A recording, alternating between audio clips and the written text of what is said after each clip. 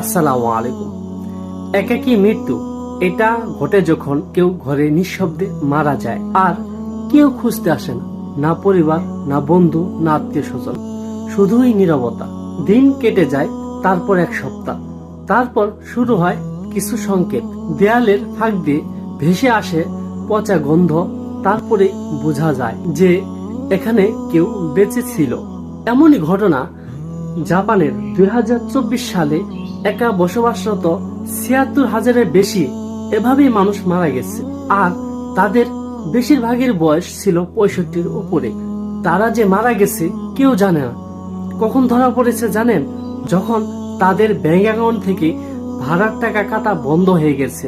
আবার কেউ ধরা পড়েছে তাদের প্রতিবেশীরা যখন দেখেছে তার বাসার কাছাকাছি মাছিরা ভনভন করছে বা পচা গন্ধ বের হচ্ছে। এই ছবিটার দিকে তাকাও। এই ময়লা ম্যাট্রেসটাই পুরো জীবনের একমাত্র চিহ্ন। প্রতিটা দাগ, প্রতিটা চিহ্ন, প্রতিটা ছাপ যেন বলে দেয় এখানে কেউ একদিন হাসতো, রান্না করত, স্বপ্ন দেখত। তারপর ধীরে ধীরে মুছে গেছে স্মৃতির অন্ধকার কোণে। জাপানের বয়স্ক জনসংখ্যা বাড়ার সঙ্গে সঙ্গে আরো সাধারণ হয়ে যাচ্ছে এই একাকী মৃত্যু। কিন্তু এই একাকী মৃত্যু শুধু জাপানেরই গল্প নয়, এটা আমাদের সবার জন্য একটি সতর্ক বার্তা। এটা কখন ঘটে? যখন একাকিত্ব স্বাভাবিক হয়ে যায় আর সমাজ যখন এত ব্যস্ত হয়ে পড়ে কেরিয়ার করতে যে কারো খোঁজ খবর নেওয়ার সময় থাকে না।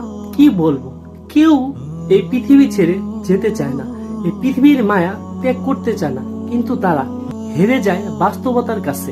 কারণ আল্লাহ তাআলা বলছে, কুল্লিন নাফসিন যায়কাতুল মউত, প্রত্যেকটা প্রাণী মরণশীল আর অদেখা, অশ্রুত, অবহেলিত।